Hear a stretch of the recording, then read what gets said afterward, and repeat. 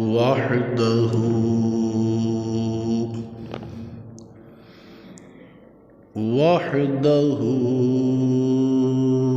لا شريك له ونشهد أن سيدنا وسندنا ومولانا محمد صلى الله عليه وسلم عبده ورسوله.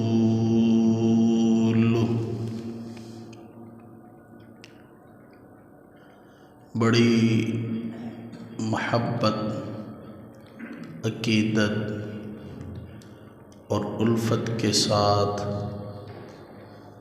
پیارے آقا صلی اللہ علیہ وآلہ وسلم کی بابرکت ذات پر درود و سلام کا نذرانہ پیش کیجیے. الصلاۃ والسلام علیک یا سیدی یا رسول اللہ وعلی آلک واصحابک یا سیدی یا حبیب اللہ.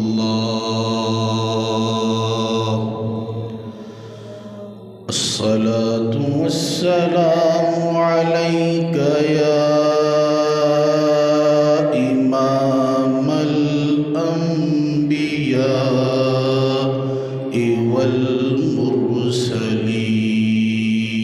والمرسلين وعلى آلك وأصحابك يا جد الحسن والحسين.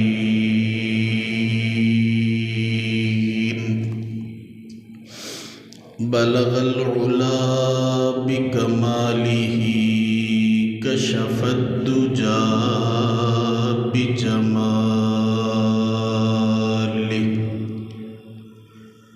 حسنت جميع خصاله. صلوا عليه وآله يا صاحب الجمال ويا سيد البشر. من وجهك المنير لقد نور القمر لا يمكن الثناء كما كان حقه بعد خدا بزرگ توئی قصہ مختصر. حمد و صلات کے بعد میرے دوستو بزرگوں، جیسا کہ آپ جانتے ہیں کہ پچھلے جمعہ ہم نے ان نصیحتوں کا ذکر کرنا شروع کیا تھا جو اللہ رب العزت نے ڈائریکٹ اپنے بندوں کو کی ہیں. 2 نصیحتوں کا ذکر ہو چکا تھا. پہلی نصیحت کہ اللہ کو ایک مانو. یہ سر اگر کہیں جھکنا ہے تو صرف اللہ کے آگے جھکے. اللہ کے علاوہ یہ سر عبادت کے لیے کسی کے آگے نہیں جھکنا چاہیے.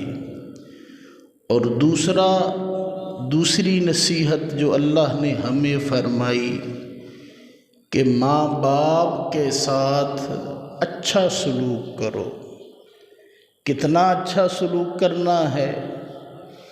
ان کو اف بھی نہیں کہنا، اف بھی نہیں کہنا، اور جب بھی ان سے بات کرنی ہے تو بڑے پیار سے نرمی کے ساتھ بات کرنی ہے، اور اپنے ماں باپ کو دعا بھی دینی ہے، یا اللہ ان کے ساتھ ویسے رحم والا معاملہ فرما جیسے انہوں نے میرے ساتھ بچپن میں کیا تھا۔ تو یہ 2 نصیحتوں کا ذکر ہو چکا تھا، اب تیسری نصیحت کی طرف چلتے ہیں۔ اللہ رب العزت نے ارشاد فرمایا وَآتِ ذَا الْقُرْبَى حَقَّهُ وَالْمِسْكِينَ وَابْنَ السَّبِيلِ۔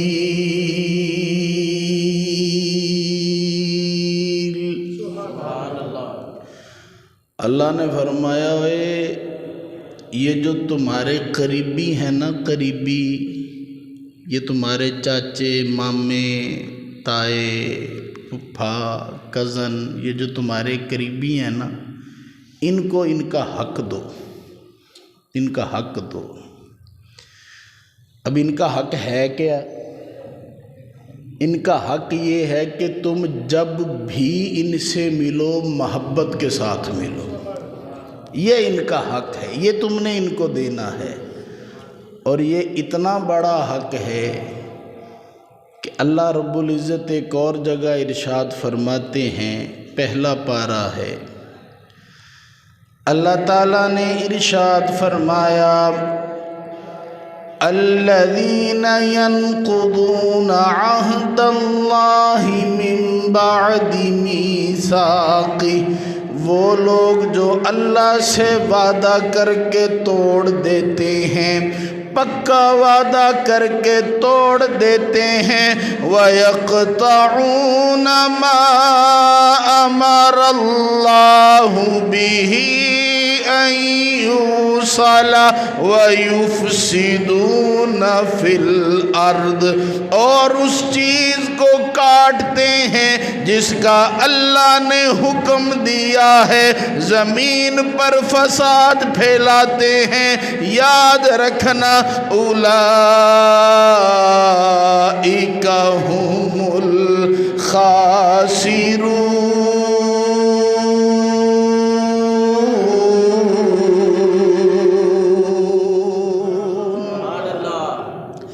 اللہ نے فرمایا یہی لوگ خسارے والے ہیں، یہ خسارے میں رہیں گے ہمیشہ۔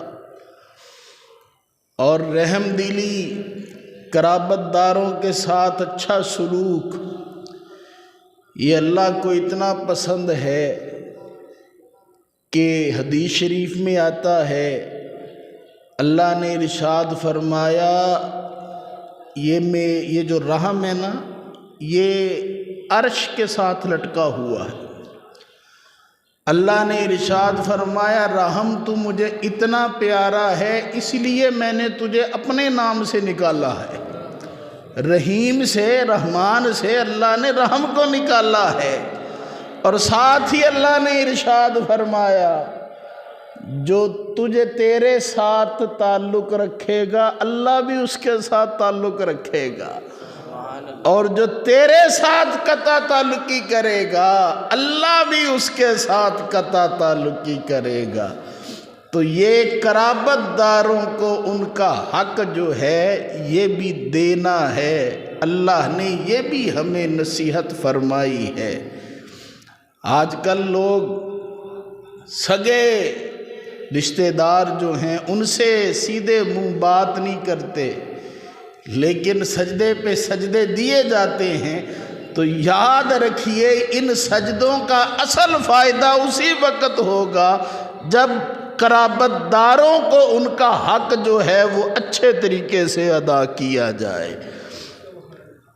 والمسکین، مسکین کا حق جو ہے یہ بھی دینا ہے۔ مسکین کس کو کہتے ہیں؟ یاد رکھیے، ایک ہوتا ہے غریب، ایک ہوتا ہے مسکین۔ غریب وہ ہوتا ہے جس کے پاس اتنا مال نہیں کہ وہ زکوٰۃ دے سکے، وہ غریب ہے۔ اور مسکین وہ ہے جس کے پاس کچھ بھی نہیں، وہ مسکین ہے۔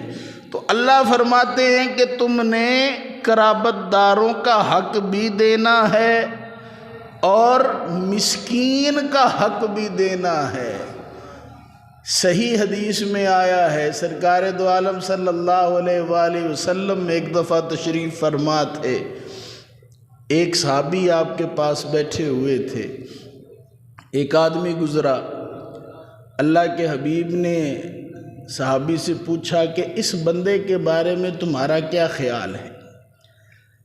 صحابی نے عرض کیا، آقا یہ بڑا معتبر شخص ہے، اگر یہ کبھی گواہی دے تو لازم ہے اس کی گواہی کو قبول کیا جائے، اگر یہ کہیں نکاح کا پیام بھیجے تو لازم ہے کہ اس نکاح کے پیام کو قبول کیا جائے۔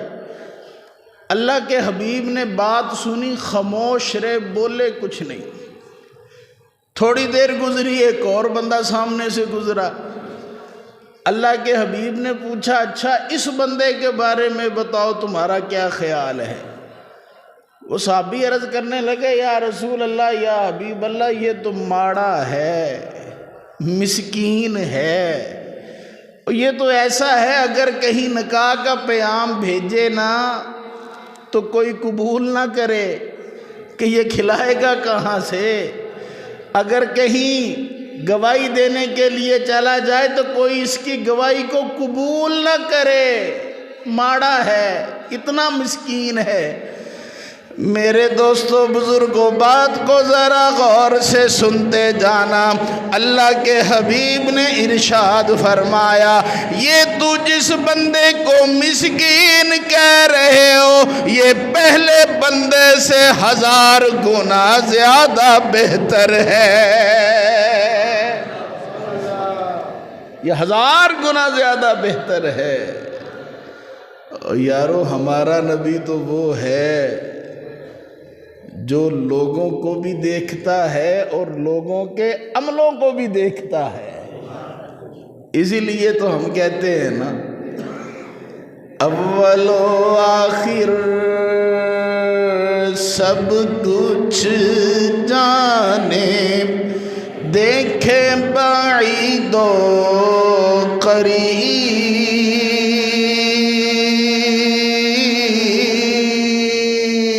اول و آخر سب کچھ جانے، دیکھے بعید و غیب کی خبریں دینے والا، غیب کی خبریں دینے والا، اللہ کا وہ حبیب نبی جی، اللہ اللہ اللہ لا الہ۔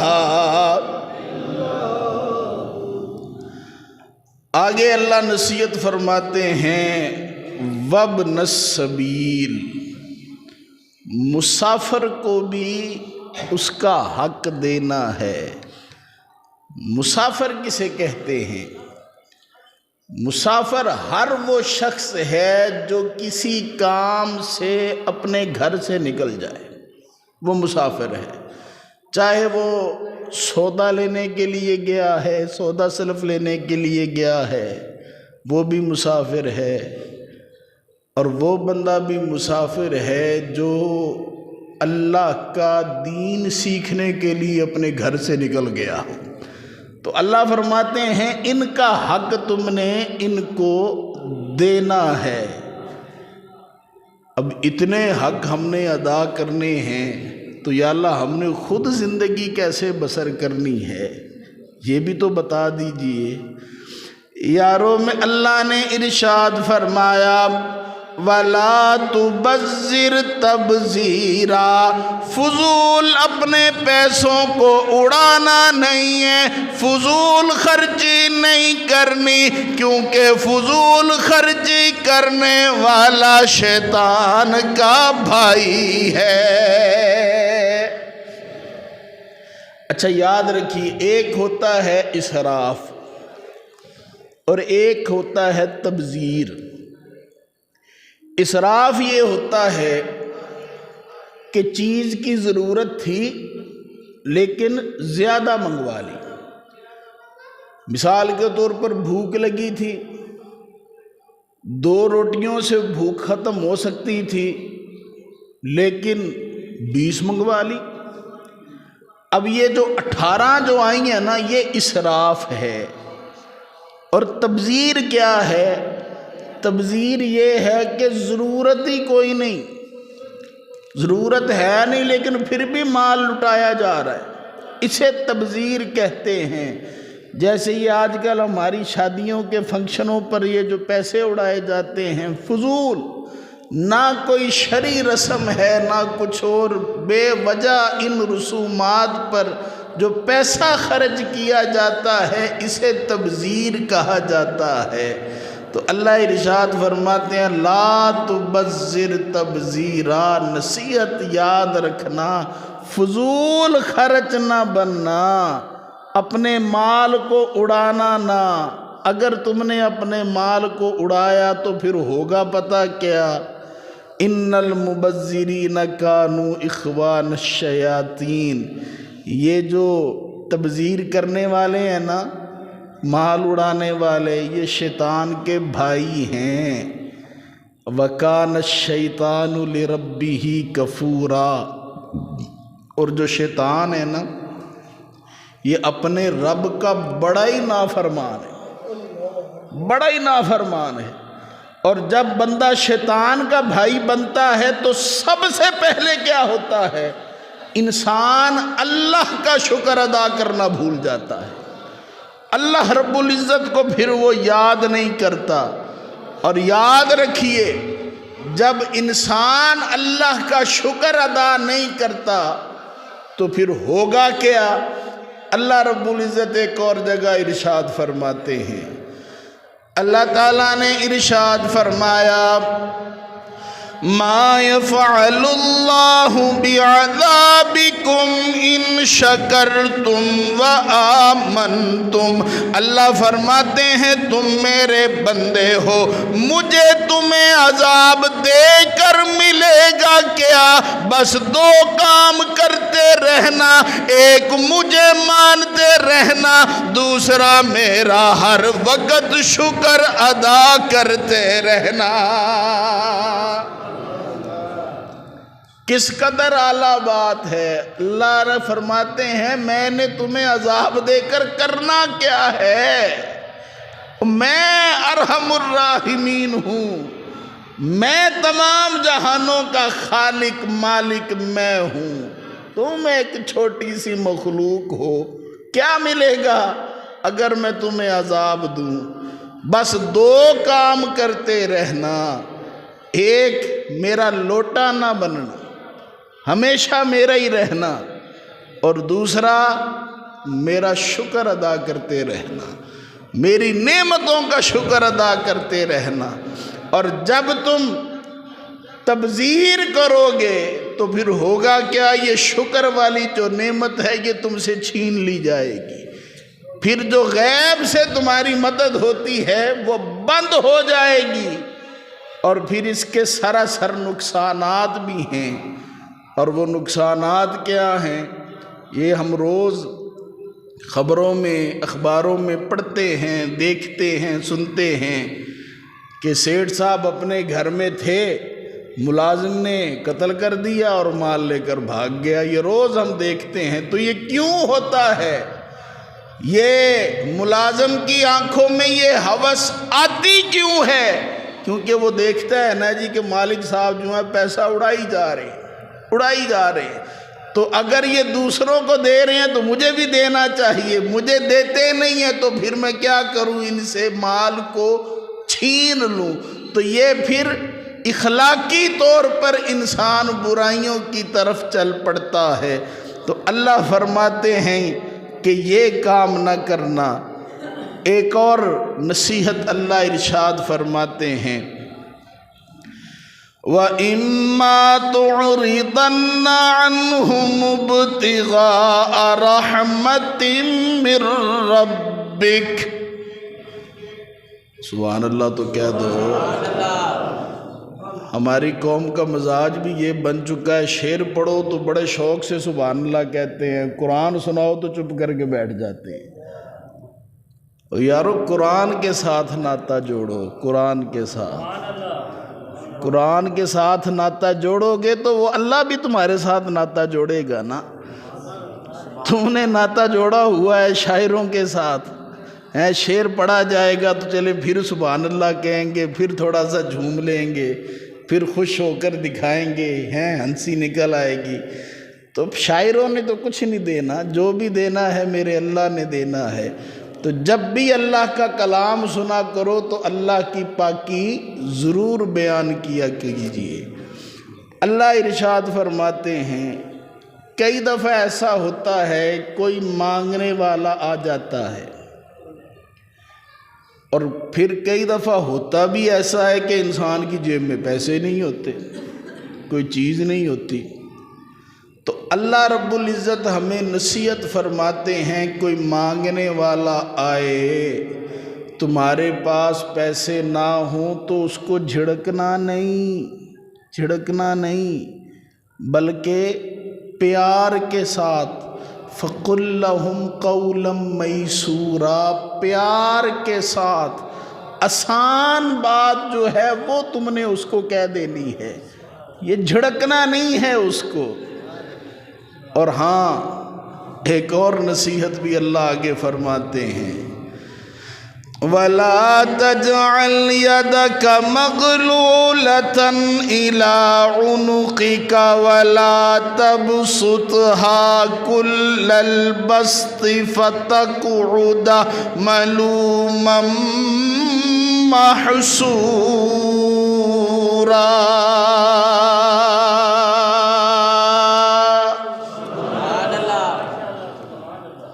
اللہ فرماتے ہیں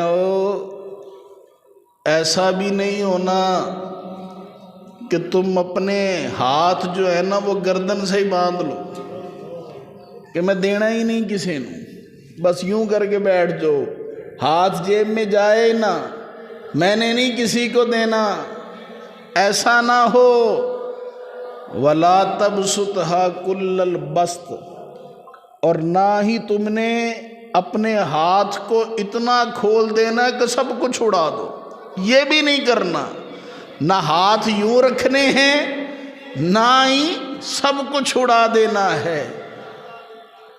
فَتَقْعُدَ مَلُومًا مَّحْسُورًا، کیونکہ تم ہو ناقص۔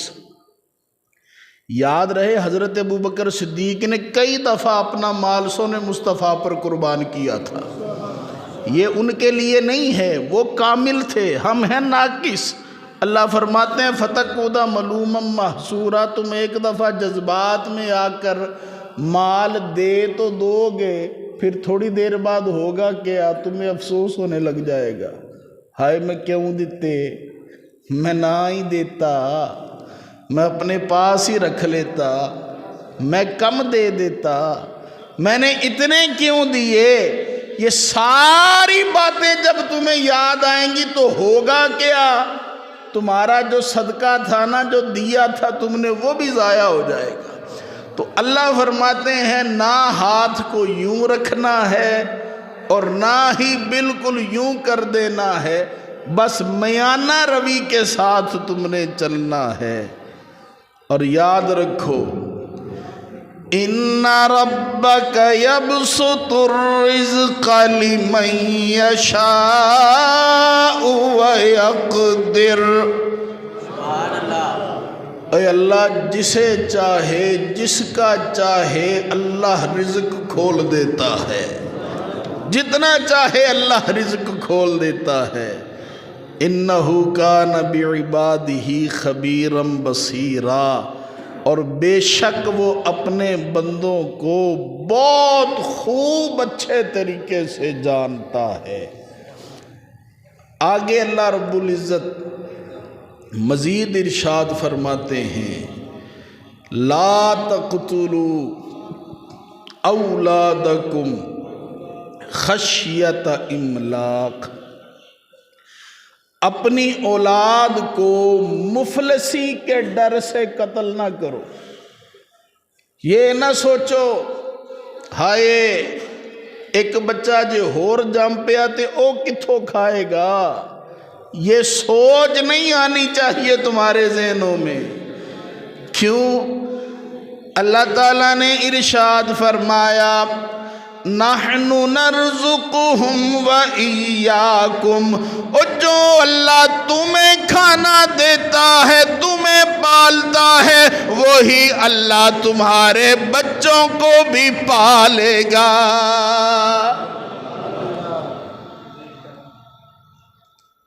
ان قتلہم کان خطئا کبیرا، بے شک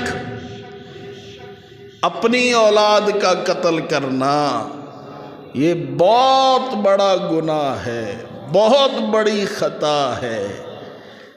یاد رکھیے، یہ جب تک بچے کے اندر جان نہیں پڑ جاتی اس وقت تک ایبورشن جو ہے وہ کروایا جا سکتا ہے، لیکن جب بچے کے اندر جان پڑ جائے، یعنی کہ 3 ماہ کا عرصہ گزر جائے، اس کے بعد آپ ایبورشن نہیں کروا سکتے، کیونکہ اللہ کا حکم ہے لا تقتلوا اولادکم خشیت املاق، تم نے اپنی اولاد کو قتل نہیں کرنا۔ آگے اللہ ایک اور نصیحت فرماتے ہیں، اور یہ معاشرتی لحاظ سے سب سے اہم نصیحت ہے آج کل کے زمانے میں دیکھا جائے۔ اللہ تعالیٰ نے ارشاد فرمایا، وَلَا تَقْرَبُوا الزِّنَا إِنَّهُ كَانَ فَاحِشَةً وَسَاءَ سَبِيلًا۔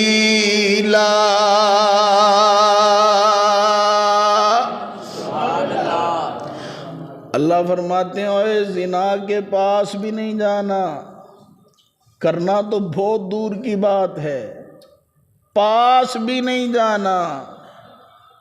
انہو کان فاحشہ، بہت ہی بے حیائی والا کام ہے، وساء سبیلا، بہت ہی بری راہ ہے۔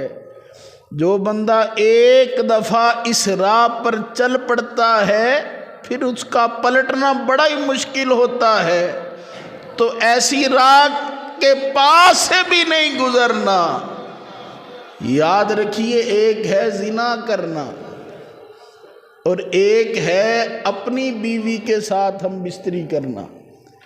ان دونوں باتوں میں زمین اور آسمان کا فرق ہے، لیکن حدیث شریف میں آتا ہے کہ اللہ کے نزدیک سب سے برا بندہ قیامت کے دن وہ ہوگا، سب سے برا بندہ جو رات کو اپنی بیوی کے ساتھ ہم بستری کرے اور صبح اٹھ کے لوگوں کو بتاتا پھرے، سب سے برا بندہ وہ ہوگا۔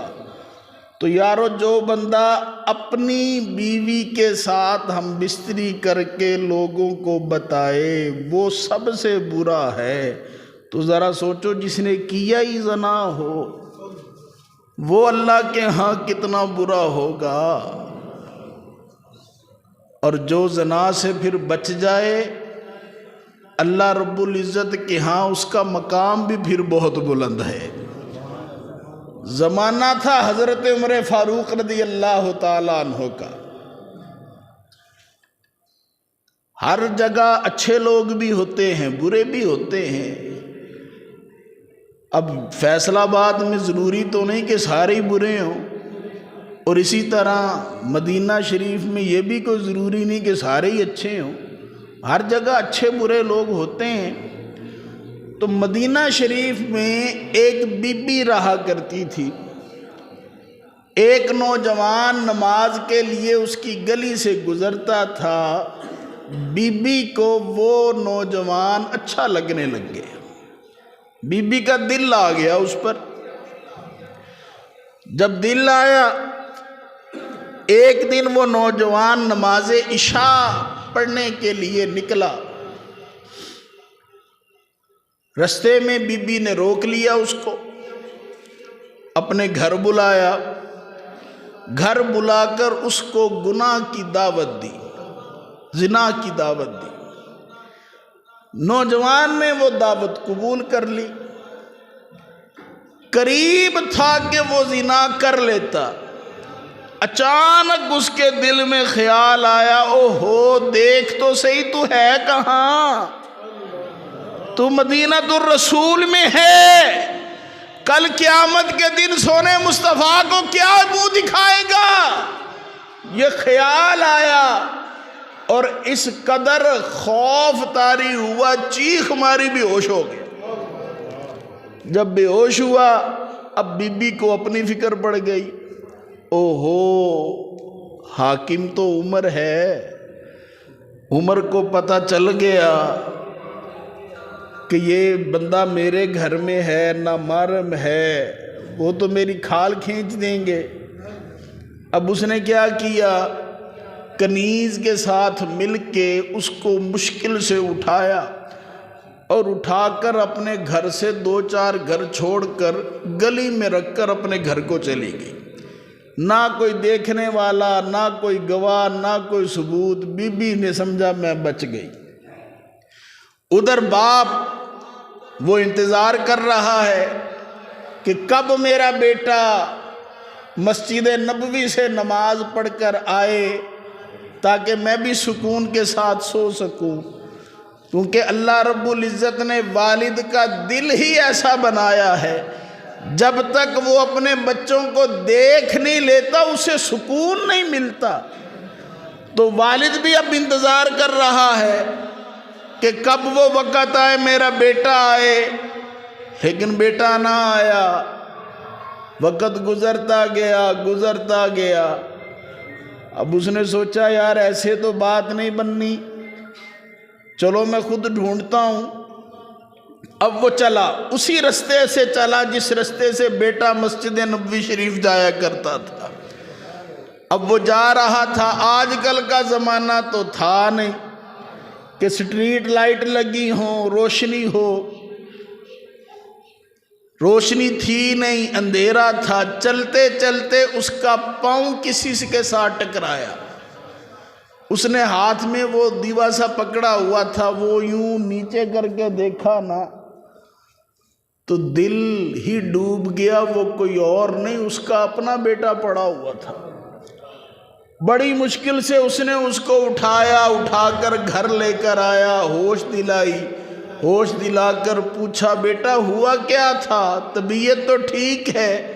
اب اس نوجوان کو پھر وہ ساری باتیں یاد آئی، ہائے میں مدینہ الرسول میں کیا کرنے والا تھا۔ اب اس نے اپنے والد کو ساری بات بتائی، اور ایک دفعہ پھر خوف خدا کا غلبہ اس قدر طاری ہوا، چیخ ماری، اور ایسی چیخ ماری کہ اس کی روح پرواز کر گئی۔ اب رات ہی اس کی تدفین بھی ہو گئی۔ جب تدفین ہوئی، صبح حضرت عمر فاروق رضی اللہ تعالیٰ عنہ جب تشریف لائے، صحابہ نے عرض کی امیر المومنین رات ہم نے خوف خدا کا ایک عجیب منظر دیکھا، ساری بات بتائی۔ حضرت عمر فاروق رضی اللہ تعالیٰ عنہ آپ نے ارشاد فرمایا تم نے مجھے رات کو کیوں نہیں بتایا، میں جنازہ پڑھاتا اس کا۔ صحابہ نے عرض کیا امیر المومنین آپ سارا دن رایا کے کام کرتے رہتے ہیں، آپ تھک گئے ہوں گے، ہم نے یہ سوچا اس لیے آپ کو نہیں بتایا۔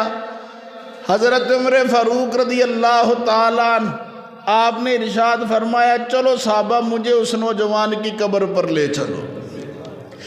یارو حضرت عمر فاروق اس نوجوان کی قبر پر پہنچے، قبر پر پہنچ کر آپ نے سلام کیا، السلام علیک یا اہل القبر، اے قبر والے تجھ پر سلام ہو۔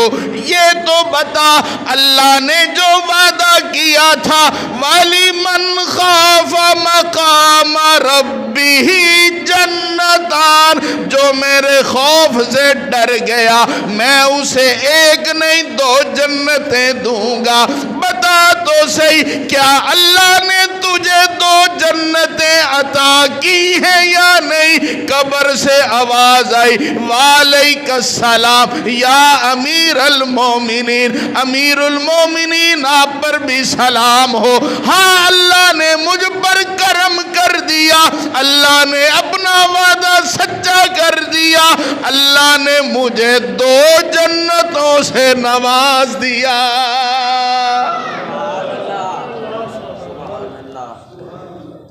2 جنتوں سے نوازا گیا ہوں میں۔ تو اللہ کے خوف سے، گناہ سے رک جانا یہ بہت بڑی فضیلت ہے۔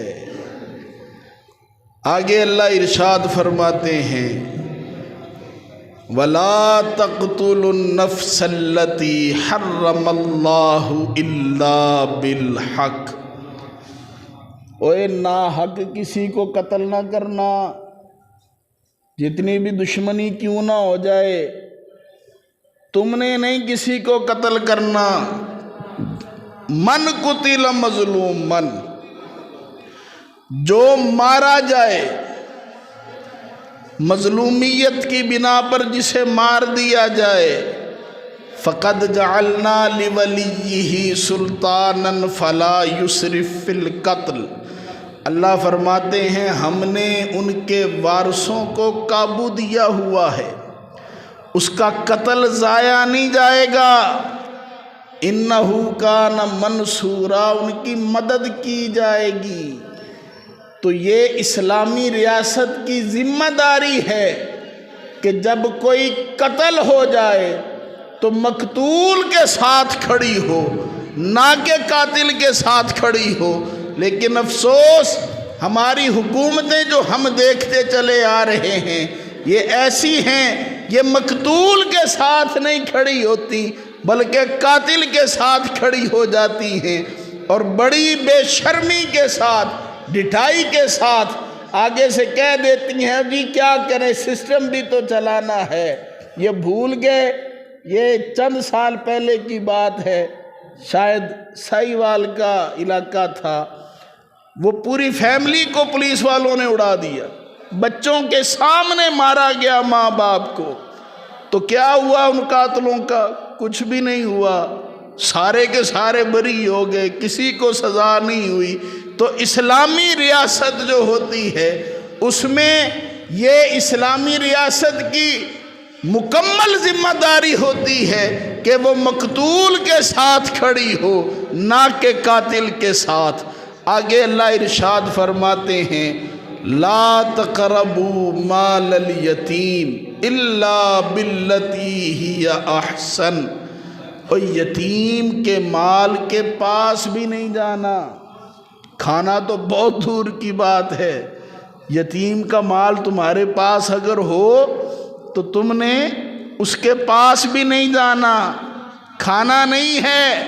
حتی یبلغ اشدہ، اتنی دیر تک تم نے یتیم کے مال کو اپنے پاس رکھنا ہے جب تک وہ بالغ نہیں ہو جاتا، اور جب وہ بالغ ہو جائے اس کا مال اس کو تم نے واپس کر دینا ہے۔